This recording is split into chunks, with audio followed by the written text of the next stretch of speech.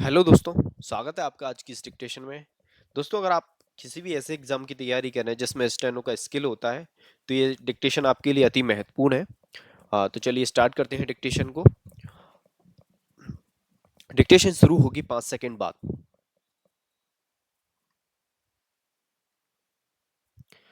शिक्षा के माध्यम के संबंध में इस सदन में कई सदस्यों ने अपने विचार रखे हैं।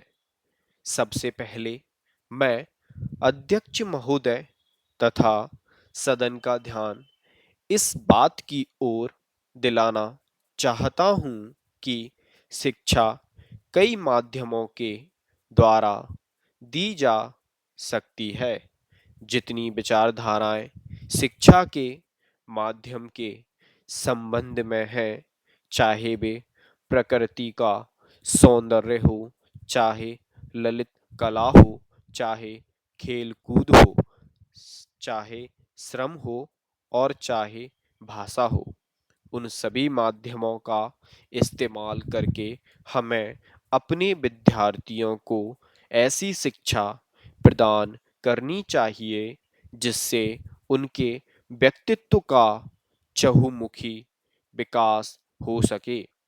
इन सब माध्यमों में भाषा को ही शिक्षा का माध्यम बनाकर चले, जिसका नतीजा यह हुआ कि केवल किताबी शिक्षा ही हम अपने बच्चों को दे पाए और केवल किताबी शिक्षा से ना उनके व्यक्तित्व का ही संपूर्ण विकास हो पाता है और ना हम अपनी शिक्षा को ही अच्छे स्तर पर ले जा सकते हैं।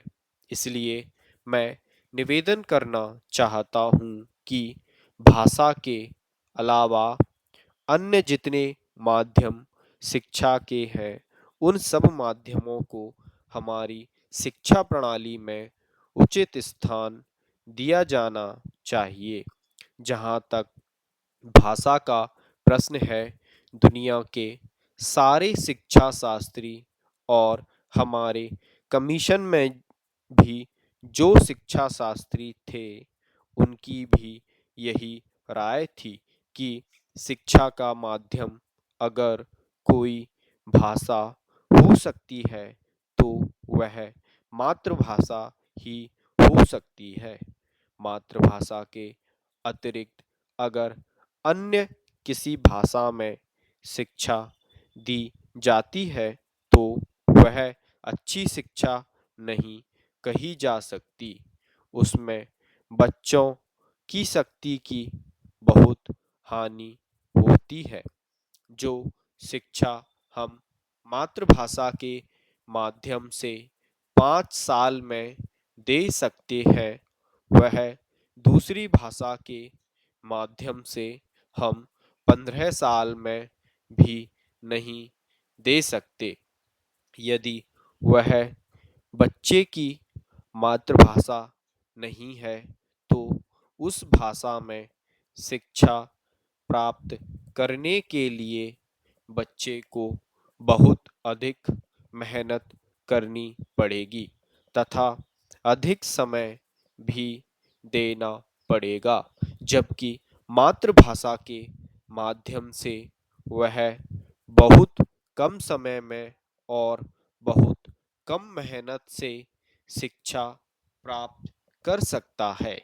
इसलिए आज जो लोग कहते हैं कि शिक्षा का माध्यम अंग्रेजी रखा जाए, वह देश की शिक्षा के बहुत बड़े दुश्मन हैं, क्योंकि मातृभाषा को छोड़कर अगर अंग्रेजी में शिक्षा दी जाती है तो शिक्षा का कभी भी विकास नहीं हो सकता।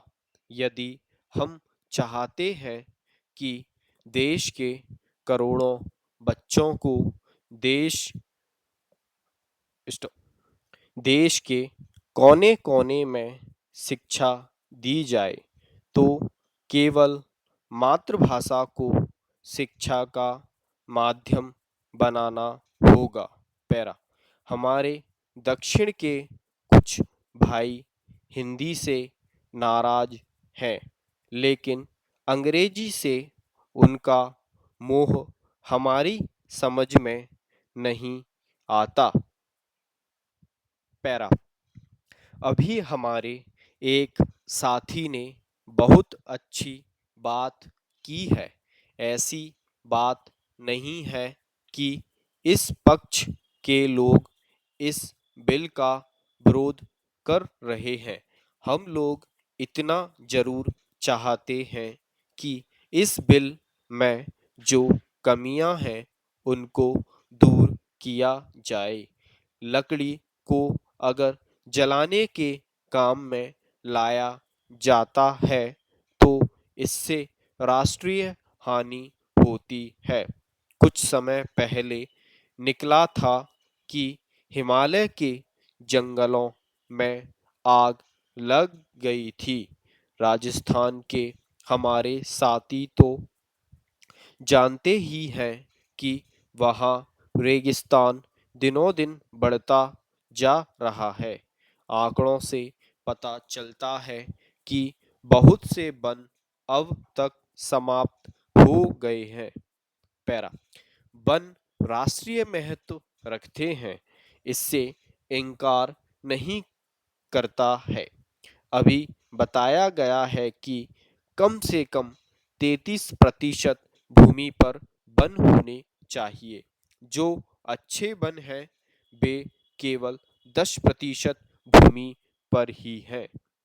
हमारी जो राष्ट्रीय वन नीति है उसके अनुसार कैसे हम वनों की रक्षा कर सकते हैं और कैसे वनों का विस्तार कर सकते हैं, इस ओर हमारा ध्यान जाना चाहिए। आप कृषि मंत्री हैं, आपको मालूम है कि वन न रहने से क्या क्या हानि हो रही है। औद्योगिक लकड़ी और जलाने की लकड़ी की कमी तो है ही। सबसे खतरनाक बात यह होती है कि वर्षा नहीं होती है, जो बड़ी भारी समस्या देश के लिए है। मैं समझता हूं कि इस बिल से आपका उद्देश्य पूरा नहीं होगा।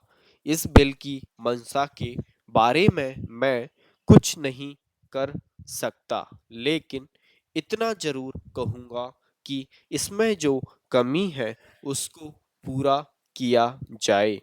लोगों को जलाने के लिए मिट्टी का तेल नहीं मिल रहा है और जिस अनुपात में आबादी बढ़ रही है और वन कट रहे हैं उससे कुछ समय बाद ऐसी हालत हो जाएगी कि लकड़ी नहीं मिल पाएगी। हम अमेरिका से पेड़ लाकर लगा रहे हैं, उनको लगाने का आधार है कि वे वहाँ जल्दी लग जाते हैं, तो यहाँ भी जल्दी लगेंगे। यह भी कहा गया है कि इससे कागज उत्पादन में सहायता मिलेगी, लेकिन क्या उसका उपयोग हुआ है?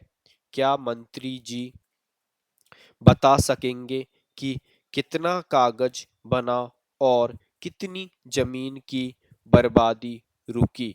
साल का पेड़ 120 वर्ष में तैयार होता है। देश की जलवायु के अनुसार जो पेड़ उपयुक्त हों वही लगाए जाएं, ना कि विदेशों की नकल करें। इससे देश को अधिक लाभ होगा।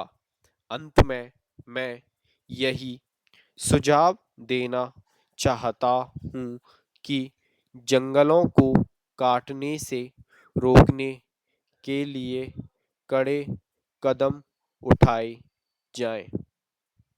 स्टॉप। दोस्तों अगर डिक्टेशन अच्छी लगी हो तो डिक्टेशन को लाइक और चैनल को सब्सक्राइब करना ना भूलें, ताकि स्टेनो से संबंधित हर प्रकार की जानकारी आपको समय पर मिलती रहे। तो चलिए आज के लिए डिक्टेशन यहीं ख़त्म करते हैं। नेक्स्ट नेक्स्ट डिक्टेशन में मिलते हैं। धन्यवाद।